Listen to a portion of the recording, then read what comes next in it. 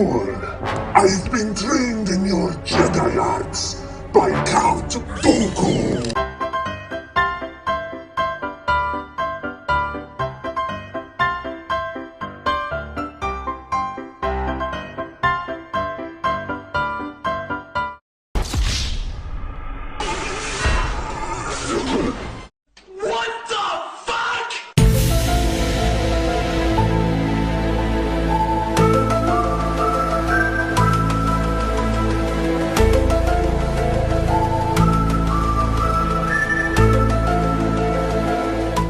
Oh man, I had so much fun creating that intro. Before we jump into the video, make sure you check the description below to join my channel's Discord server. There is also a link for input for an up and coming video where you, the viewer, gets to ask me a question. The best questions will be selected for this video. So with all that said and done, let's jump straight into it. So General Grevious is known as a brutal attacker that cuts down defensive enemies while protecting himself with a forced ally taunts. Although he hates being called a droid, he counts as one in combat. So anybody that has General Grevious knows this character is far from a brutal attacker and does not cut down defensive enemies. His entire kit is poor and provides nothing to any team he is placed in. His leader ability is just damn straight terrible and brings nothing to this day and age in Galaxy of Heroes. You're probably thinking, Smithie, everyone's nan has predicted a General Grievous rework, but today I'm going to bring some solid facts that his rework will be imminent and will happen within the next few months. And if it doesn't happen, we need to protest a General Grievous rework outside the headquarters of Capital Games. So as always in these videos, feel free to take this with a grain of sand. I don't like sand.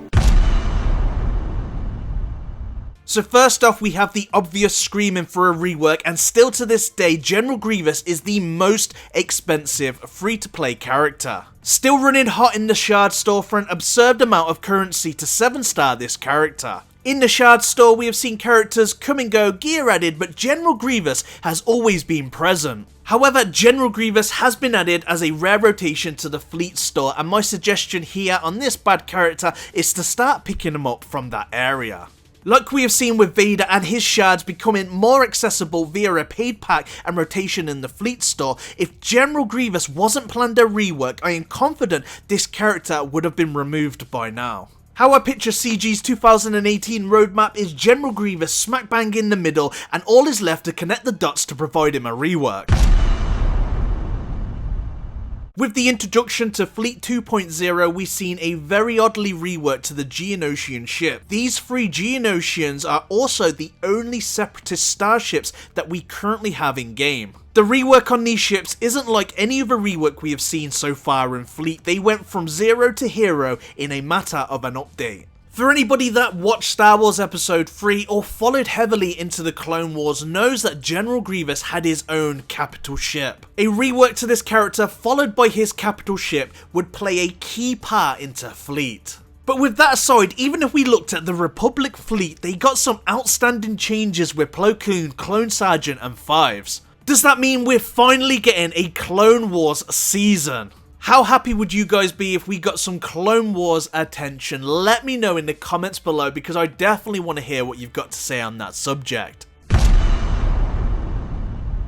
Biggest news, however, comes from Star Wars Battlefront 2, which is also a Electronic Arts title. The developers of Battlefront 2, DICE, have shared information of some of the new features coming to Star Wars Battlefront 2 later this year, including a map and characters inspired by the Clone Wars. Once Battlefront 2's current Han Solo season is out of the way, DICE will begin ushering new goodies themed around the Clone Wars. There will be a new map based on the planet Geonosis. Does that sound familiar to some of the reworks that we've already got, Clone Wars and Geonosis? Geonosis has been described by the developers as the largest level ever built for Battlefront, and there will be new heroes and villains too. And wait for it, the new heroes will be the likes of General Grievous, Count Dooku, Anakin Skywalker, and Jedi Master Obi-Wan Kenobi. This is of course due in the up and coming months. Some may say they have never done cross content and will never do it. Well, my answer to that is every time a new Star Wars movie comes out, Battlefront and Galaxy of Heroes have both covered that in their games. With the opening reception to Battlefront 2 and its loot boxes could have been the reason why we have never seen the Inferno Squad in this game, and maybe the fact that they changed alliances. This big bit of news could mean that we will see a rework to both Anakin Skywalker and General Grievous and have both of their ships added to our fleet. We don't have any more Star Wars movies until the end of next year, so this is a really great opportunity for both of these games to partner up and cover the Clone Wars era. And I do believe with the release of General Grievous in Battlefront 2 will mark the time he is reworked in Galaxy of Heroes. So what is your thoughts on this, and how excited would you be if the Clone Wars got some love and attention? Let me know in the comments below. If you've enjoyed this video, then please leave a like and subscribe. This helps the channel to continue to do what it's doing. One more thing, post in the comments below to what you'd like me to say at the end of the next video. The best comment will be chosen for that video. Thank you very much for watching. I'm the Smithie D. May the Force be with you always.